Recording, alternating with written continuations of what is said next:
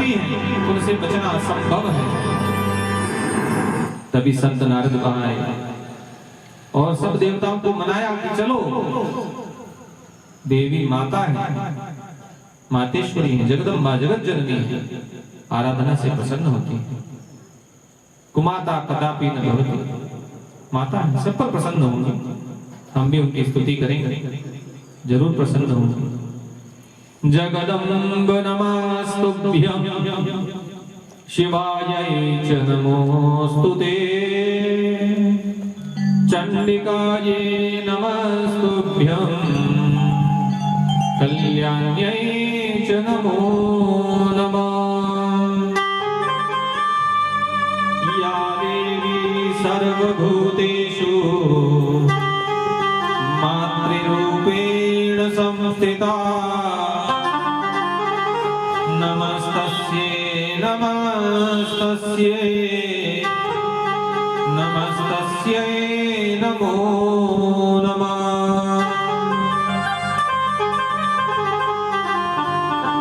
हे जगदम्बा, आपकी बारंबार जय हो, आपको हम बारंबार प्रणाम करते हैं, दंडवत प्रणाम करते हैं, आपके चरणों में पड़ते हैं। हमको सबको क्षमा करें, हमारे द्वारा बहुत बड़ा अपराध हो गया, लेकिन एक बार स्वामी महादेव की ओर देख करके जगत का कल्याण करने की भावना से हम पर आशीर्वचन बरसाएं, हमको क्षमा करें। तब उन देवताओं से, ऋषिगणों से पार्वती जी बोली कि मेरे पुत्र के वध के कारण सब ये बात हो रही है, अब अगर मेरा पुत्र जीवित हो जाए तो कुछ बात हो, और इसको जीवित कर दो और सब देवता इसकी पूजा करो तो ही काम बनेगा। इसको सबसे पहले पूजनीय बनाओ तो ही मेरा मान रहेगा। सब देवताओं ने विचार किया कि ठीक है, ऐसा ही करेंगे। शिव जी ने कहा कि उत्तर श्याम दिशि पुदर याता प्रथम यो मिले नहीं, उत्तर दिशा में जाओ, जो भी जीव मिले उसका सिर लेकर के आइए, इस बालक के धड़ पर जोड़ दिया जाए। उत्तर दिशा में गए, वहां पर एक दांत वाला एक हाथी मिला, बालक उसी का सिर लेकर के आए, उसके धड़ में, बालक के धड़ में जोड़ दिया और उसे जीवित कर दिया। भगवान शिव तो अमृत, साक्षात अमृत के रूप में उस बालक को जीवित कर दिया। उस बालक को देख करके पार्वती जी बड़ी प्रसन्न हुई, उसे अपने गले से लगा लिया, उसका बारंबार मुख चूमने लगी, उसको बारंबार आशीर्वाद देने लगी, खूब लाड लड़ाने लगी। तो माता जी के शरीर पर, मस्तक पर जो सिंदूर लगा हुआ था वह उस बालक के ललाट पर, मुख पर, पूरे शरीर पर लग गया। इसीलिए गणेश जी को सिंदूर प्रिय है। हम सब जब भी भगवान गणेश जी का पूजन करते हैं तो सिंदूर अवश्य चढ़ाते हैं। और एक और सौभाग्य का विषय, जो ये गणेश जी प्रकट हुए आज, देखिए संयोग कितना बढ़िया सुंदर, पाटेश्वर महादेव का आशीर्वाद है। आज है करवा चौथ, करक चतुर्थी, लक्ष्मी जी का दिन है। चतुर्थी कौन है? चौथ माता लक्ष्मी जी है। और चतुर्थी गणेश जी को भी प्रिय है। गणेश चौथ सब जानते हैं, हर चतुर्थी गणेश जी को प्रिय है। चतुर्थी के व्रत जितने भी हैं वो गणेश जी के निमित्त होते हैं, लक्ष्मी जी के निमित्त होते हैं। दूसरा आज बुधवार है, गणेश जी का प्रिय वार है। बुधवार है, चतुर्थी है, करवा चौथ, इतना बड़ा त्योहार है। और शिव पुराण का चौथा दिन ये भी प्रसंग आया जो गणेश जन्म का प्रसंग आया। बोले गणेश जी महाराज की।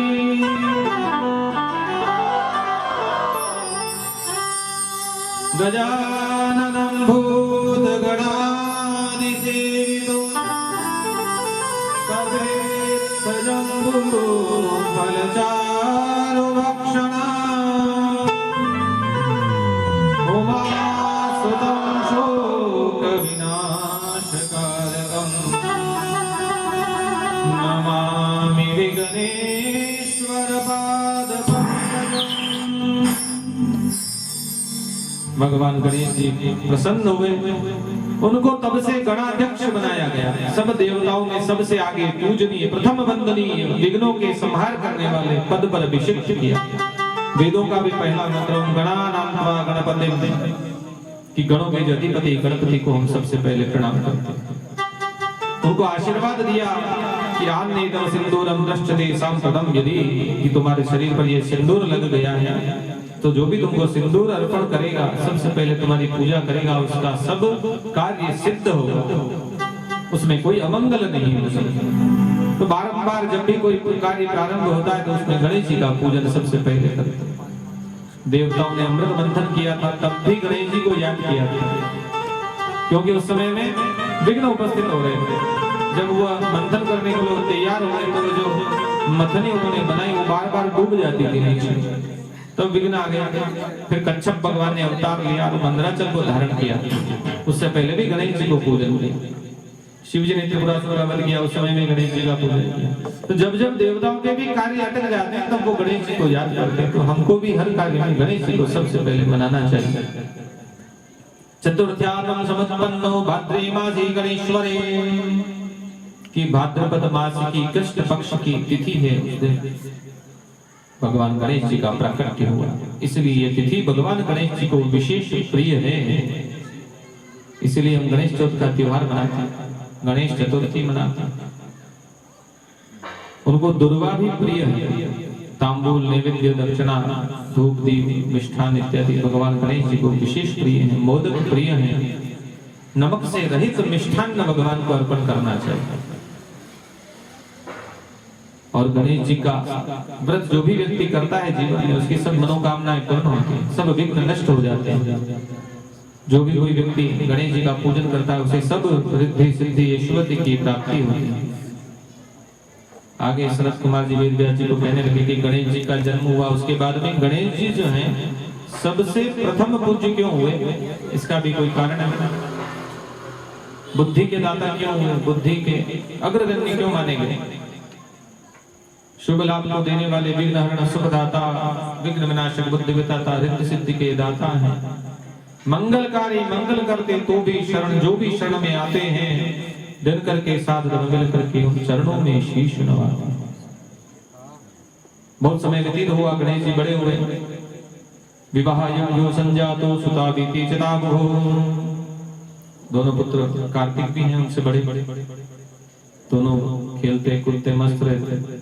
कुछ बड़े हुए, माता पिता ने सोचा विवाह का समय आ रहा है, चर्चा होती है। तो दोनों बच्चों ने भी चर्चा सुनी कि हमारा विवाह करेंगे माता पिता। दोनों आपस में लड़ने लगे, पहले मैं विवाह करूंगा, पहले मैं करूंगा, मैं सुंदर दुल्हन लाऊंगा। वो कह रहे कि नहीं, पहले मैं शादी करूंगा। दोनों लड़ने लगे। पिताजी के पास गए, बोले कि पहले मेरा विवाह करो। गणेश जी ने कहा मेरा करो, कार्तिक बोले मेरा करो। तब माता पिता ने विचार किया कि तुम दोनों हमारे लिए बराबर हो, तो ऐसा करो, दोनों को एक छोटा सा प्रलोभन दिया, ये परीक्षा कर लेते हैं, जो पास हो जाएगा उसका पहले विवाह करेंगे। तुम दोनों भाइयों में से जो पहले पृथ्वी की संपूर्ण भूमंडल की परिक्रमा कर लेगा उसी का विवाह पहले किया जाएगा। दोनों बच्चों ने बात मान ली, ठीक है ऐसा ही करते हैं। जैसे आदेश हुआ, कार्तिकेय जो अपने वाहन को लेकर के मयूर पर सवार होकर के और पृथ्वी की परिक्रमा करने के लिए चल दिए। अब गणेश जी सोचने लगे मेरा तो वाहन मूषक, पहली बात तो चलता ही थी, अब मैं उस पर बैठ जाऊं तो बेचारे के तो प्राणी निकल जाए, घूमना तो बहुत दूर रह गया, बहुत लंबी यात्रा है, इतनी बड़ी पृथ्वी की परिक्रमा करूंगा जब तक तो उम्र ही निकल जाएगी, शादी क्या करेंगे आगे। लेकिन फिर भी विवाह करना है तो परिक्रमा तो करनी पड़ेगी।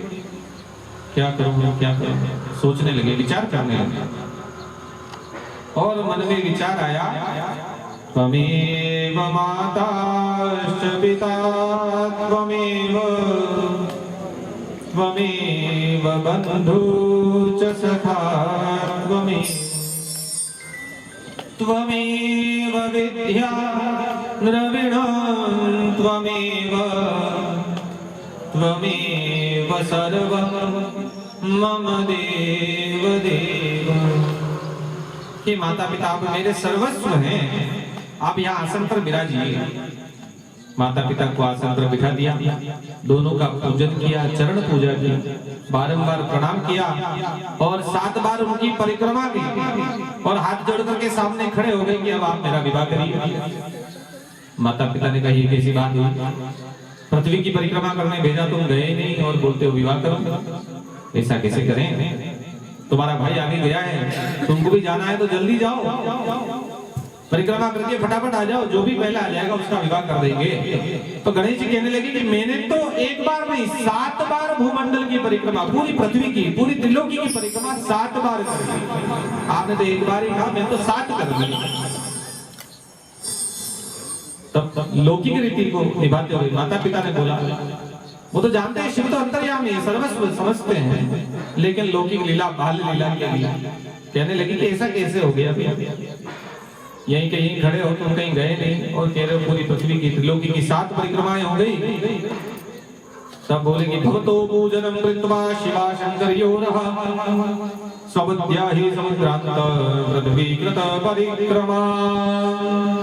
मैंने अपनी बुद्धि लगाई, देखो पिताजी, मैंने आपका पूजन किया, आपकी परिक्रमा कर ली,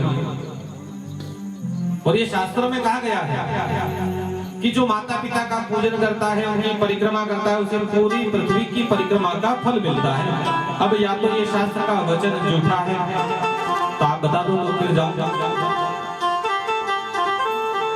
तो जो माता पिता को छोड़ करके अन्यत्र जाए, तीर्थ करने भी जाए, तो उसे फल नहीं मिलता है। जो माता पिता की सेवा कर ले, उसके सारे तीर्थ वही माता पिता के चरणों में आ जाते हैं। उसे कहीं गंगा स्नान करने की जरूरत नहीं, कहीं बद्रीनाथ, केदारनाथ, रामेश्वरम, गंगा सागर कहीं जाने की जरूरत नहीं।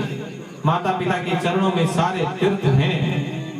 जो माता पिता की सेवा कर ले वह सबसे बड़ा पुण्यशाली है संसार में। पुत्र के लिए माता पिता का चरण सबसे बड़ा तीर्थ है। माता पिता की सेवा करो तो सारे तीर्थ विद्यमान हो जाएंगे, सब धर्म वही हो जाएगा, सब दान हो जाएंगे, सब पुण्य हो जाएंगे। पुत्र के लिए माता पिता से बढ़कर कुछ भी नहीं है। जो इच्छा करे हो मन माही, जो भी इच्छा करे वह सुलभ हो जाता है। नामदेव के यहाँ भगवान श्री हरि दरवाजे पर खड़े रहे इंतजार में कि माता पिता की सेवा करके आए तो मैं इससे कुछ बात करूं। इतनी महिमा माता पिता की सेवा करने की कि उसके यहाँ पर खड़े रहे भगवान, आज भी खड़े हैं। ऐसे भक्त वत्सल बारंबार महादेव को मैं प्रणाम करता हूँ। बुद्धिर्यस्य बलं तस्य निर्बुद्धिस्तु कुतं बलम्, कुबे सिंहो मदोन्मत्तो शशकेन निपातित। तब भगवान प्रसन्न हुए और गणेश जी से कहने लगे कि हे पुत्र, तुम्हें संतों के समान स्वच्छ निर्मल बुद्धि प्राप्त है, बहुत विलक्षण बुद्धि है तुम्हारी, यह सत्य है। तुम जो बात कर रहे हो ये शास्त्रों में लिखी हुई, ऐसा वचन सत्य है, तुम झूठ नहीं बोल सकते।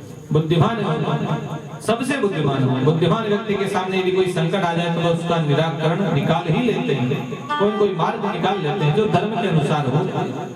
और जब बुद्धि आ जाए, ज्ञान आ जाए तो सब अंधकार दूर हो जाता है, सब कष्ट दूर हो जाते हैं। और जिसके पास बुद्धि नहीं है, जिसके पास बुद्धि नहीं है, उसके पास बल भी कोई काम का नहीं, सब काम बल से नहीं हो सकते।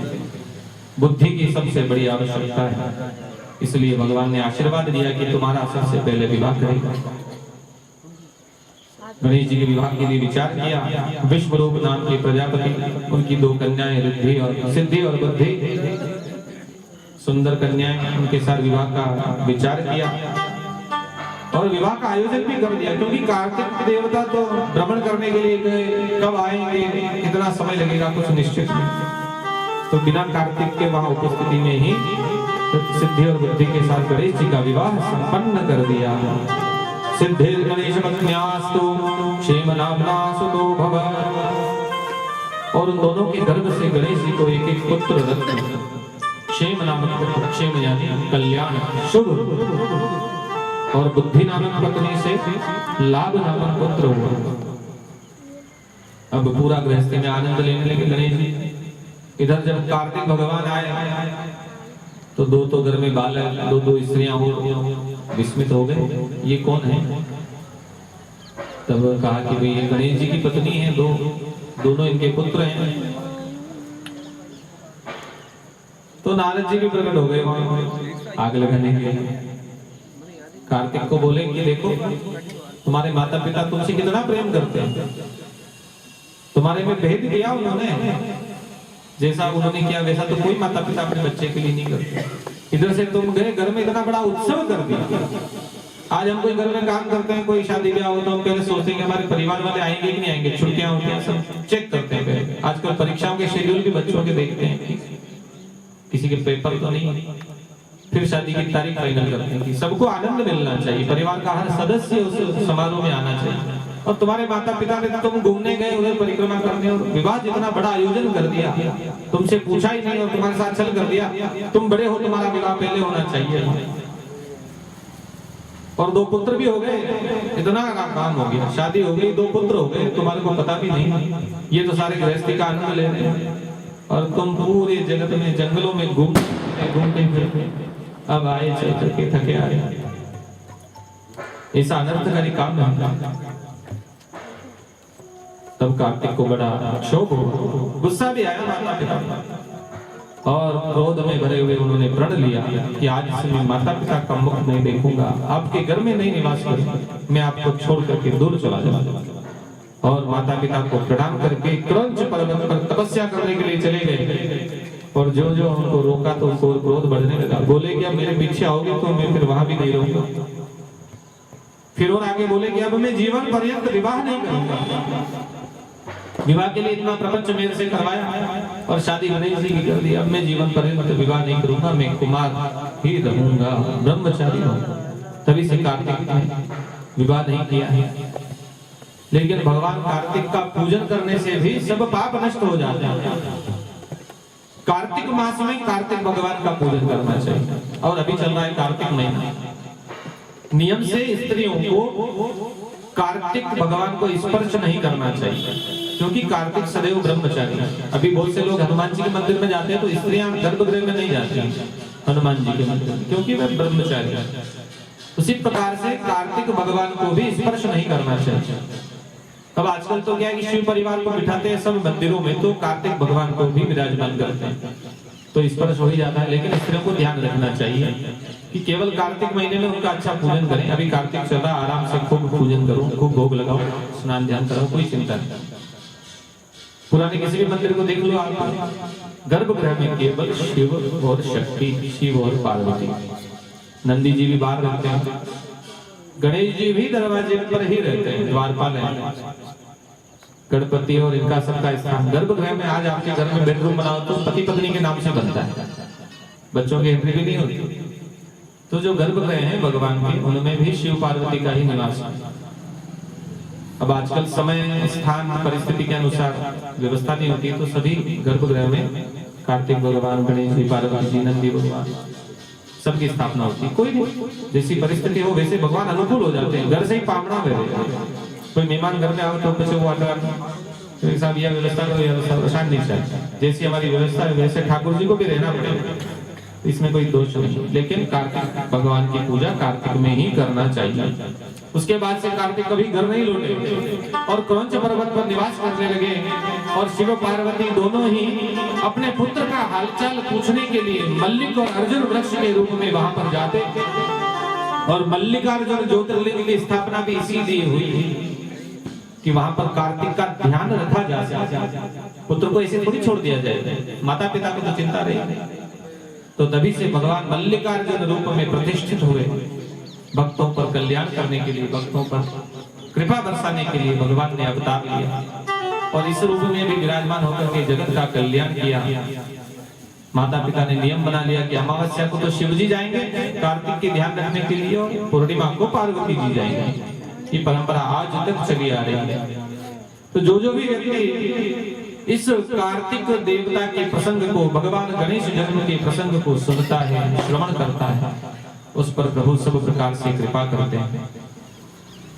आज करवा चौथ है, सबको व्रत के लिए भी काम है, घर में भी कुछ काम होगा। तो आज कथा इसी समय में अभी हम विश्राम करेंगे 2 मिनट के लिए, भगवान का एक छोटा सा भजन, उसके बाद आरती। बोले गजानन गणेश भगवान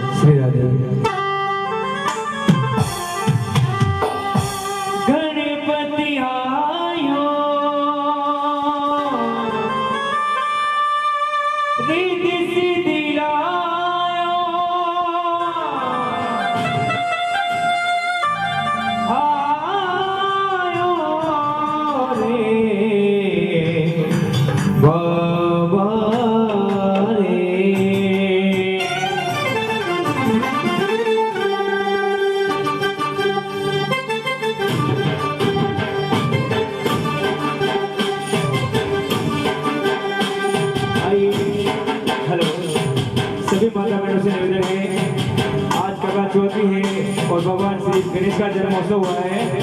आप सभी नाच कर अपने हाजिरी दें।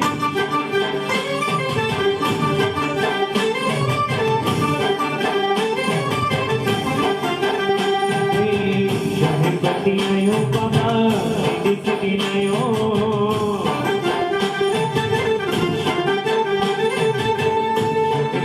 आयो बाबा दिसती आयो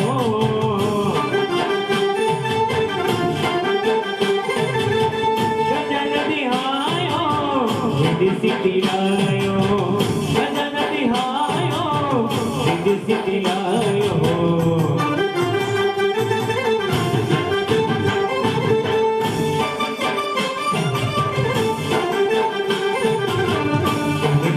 आयो बाबा दिसती लायो आयो बाबा दिसती लायो गजन दिहायो दिसती लायो गजन दिहायो दिसती लायो